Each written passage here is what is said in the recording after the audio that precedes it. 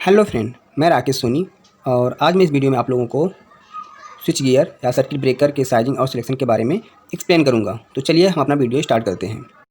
अब हम देखते हैं स्विच गियर या फिर सर्किट ब्रेकर के सिलेक्शन और साइजिंग के लिए जो आवश्यक पैरामीटर हैं उसको हम यहाँ पे एक्सप्लेन करेंगे। तो पहला जो आवश्यक पैरामीटर में आता है वोल्टेज।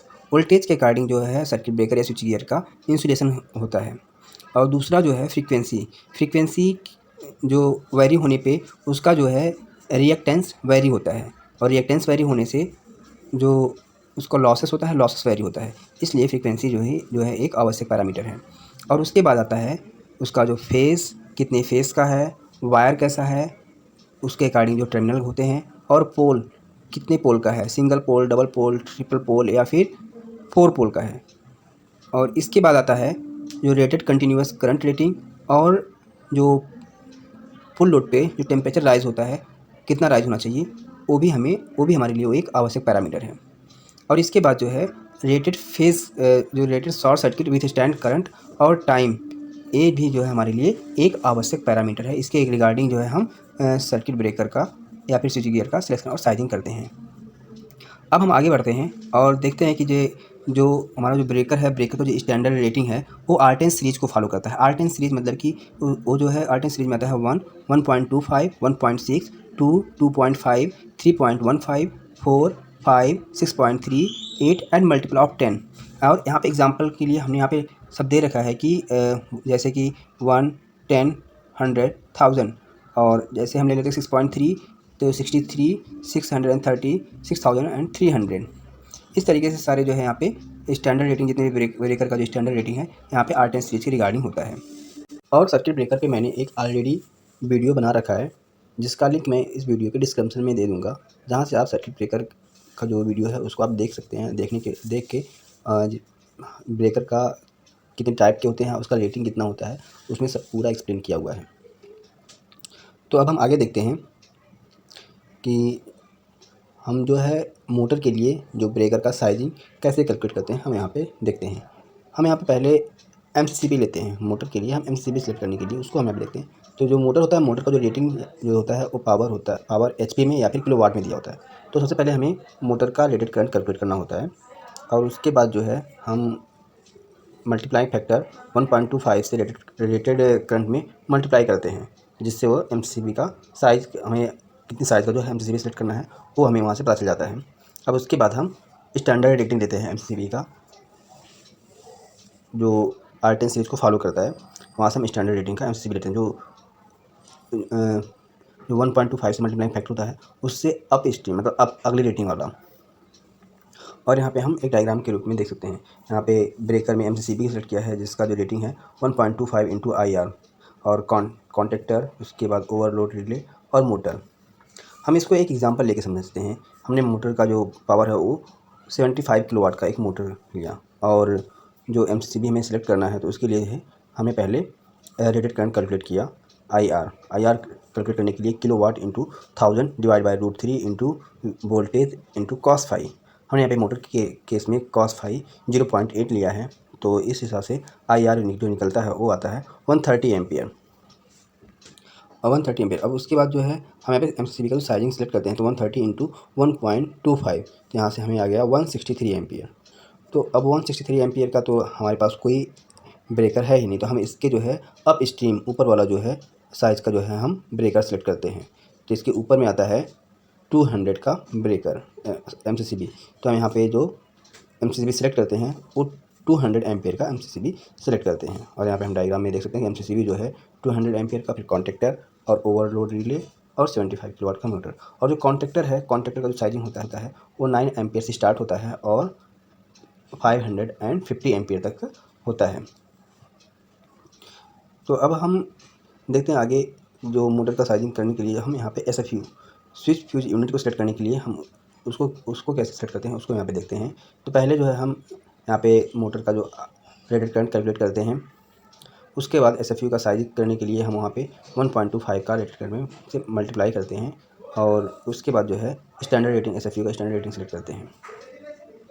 और जो फ्यूज़ होता है, फ्यूज़ जो है मोटर प्रोटेक्शन के रिगार्डिंग जो है M सीरीज़ का जो है फ्यूज़ हम लेते हैं और उसके बाद जो फ्यूज़ होता है, फ्यूज़ का जो रेटिंग होता है उसको हम सेलेक्ट करते हैं 2 टाइम ऑफ रेटेड करंट का। रेटेड करंट का 2 टाइम लेते हैं यहाँ पे मोटर के केस में। और इस हिसाब से जो है हमारा जो स्टैंडर्ड रेटिंग 2 टाइम का, इस हिसाब से हम स्टैंडर्ड रेटिंग का जो फ्यूज़ आता है उसको हम यहाँ पे सेलेक्ट करते हैं। इस हिसाब से हम देख पा रहे हैं कि जो हमारा फ्यूज़ और आइसोलेटर को मिला के हमारा एसएफयू बनता है। तो उसमें जो फ्यूज़ का रेटिंग है वो 2 इंटू IR और एसएफयू का रेटिंग है 1.25 इंटू IR और कॉन्टैक्टर, ओवरलोड रिले और मोटर।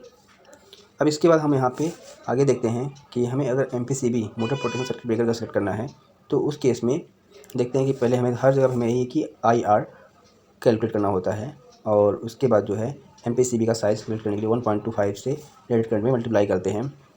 उसके बाद जो है हम standard rating of MPCB motor protection circuit breaker का स्टैंडर्ड रेटिंग का जो IR को R10 सीरीज को जो फॉलो करता है उसके अकॉर्डिंग जो है हम MPCB का साइजिंग करते हैं।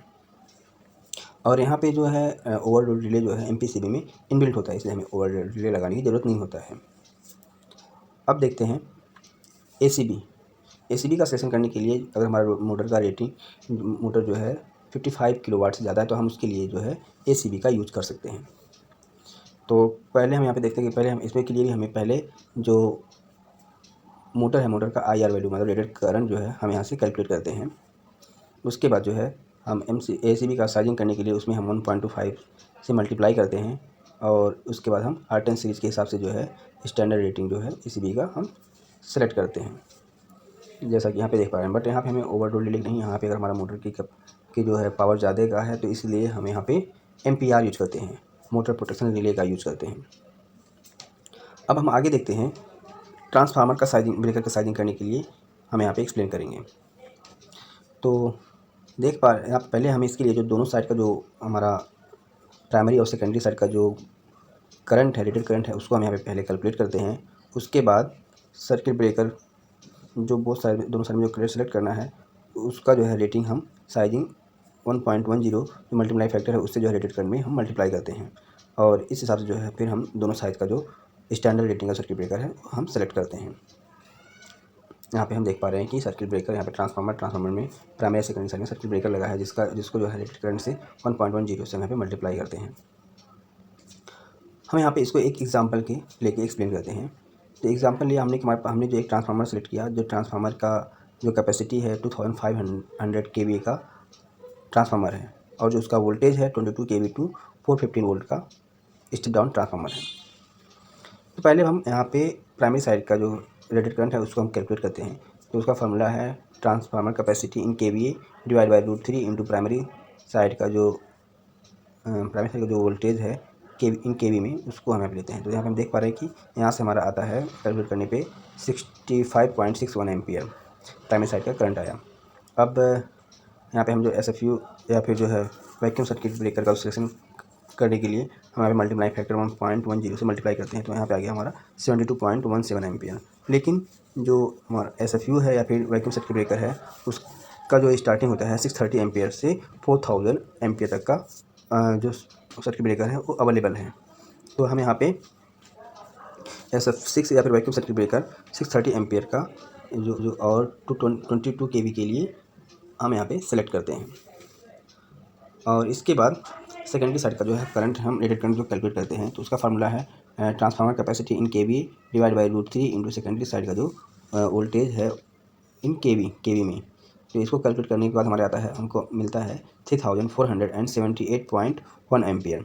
अब फिर यहाँ पे हम मल्टीप्लाइंग फैक्टर 1.10 से यहाँ पे मल्टीप्लाई करते हैं तो हमें मिलता है 3825.91 एम्पियर।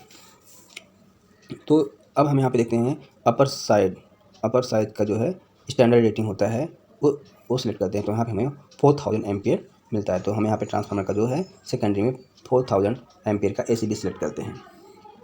और यहाँ पे हम देख पा रहे हैं 22 kV का जो साइड में 630 एम्पियर का SF6 या फिर वैक्यूम सर्किट ब्रेकर हम ले सकते हैं। और जो हमारा ट्रांसफार्मर 2500 kVA का ट्रांसफार्मर है और जो स्टेप डाउन है तो 22 kV टू 415 वोल्ट का। और सेकेंडरी साइड में जो ACB सेलेक्ट करते हैं वो 4000 एम्पियर का। और हम एक दूसरा एग्जांपल लेते हैं जिसमें हम ट्रांसफार्मर जो है वो 10 MVA का ट्रांसफार्मर है और वो जो 66 kV to 11 kV step down transformer है।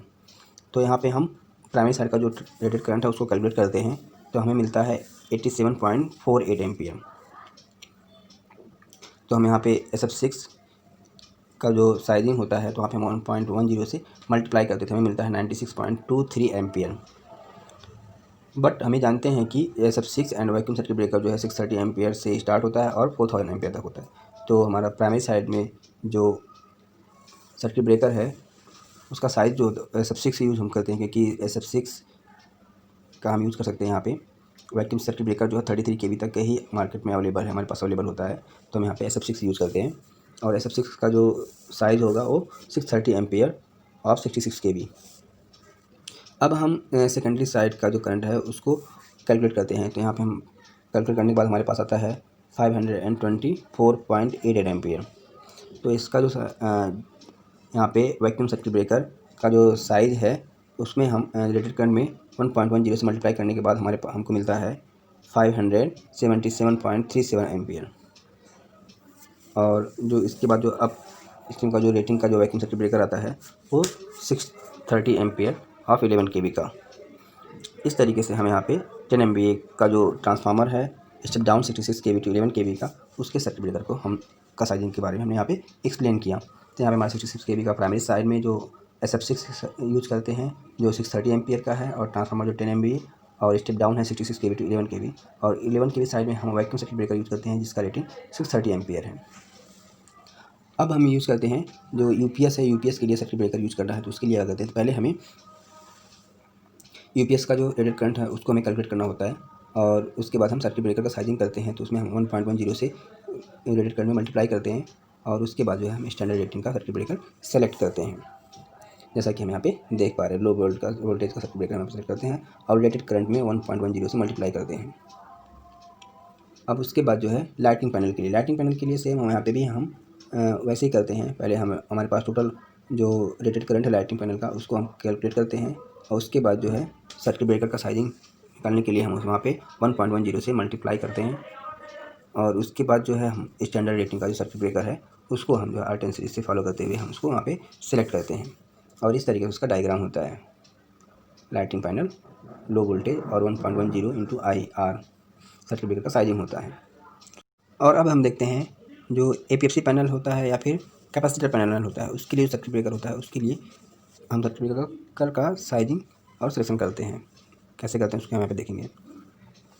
सर्किट ब्रेकर का सिलेक्शन करने के लिए तो APFC पैनल का जो हम IR वैल्यू होता है, IR करंट होता है, उसको हम यहाँ पे कैलकुलेट करते हैं, और उसके बाद जो यहाँ पे मल्टीप्लाई फैक्टर 1.5 का मल्टीप्लाई फैक्टर से हम यहाँ पे मल्टीप्लाई करते हैं, और 1.5 जो हम लेते हैं तो 35% होता है स्विचिंग ओवर करंट होता है। स्विचिंग के समय पे जो है 35% ज़्यादा करंट वो लेता है, और 10% जो है वो ओवरलोड कंडीशन में होता है। तो इसलिए हम यहाँ पे सेफर साइज लेते हुए हम 1.50 का मल्टीप्लाई फैक्टर यूज करते हैं। तो हम यहाँ पे रेटेड करंट में 1.50 का मल्टीप्लाई करते हैं, और इसके बाद जो है R10 सीरीज़ को फॉलो करते हुए हम यहाँ पे स्टैंडर्ड रेटिंग का सर्किट ब्रेकर चूज लेते हैं।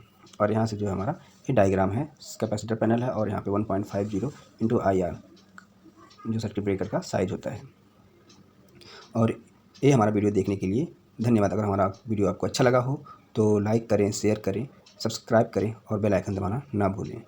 धन्यवाद।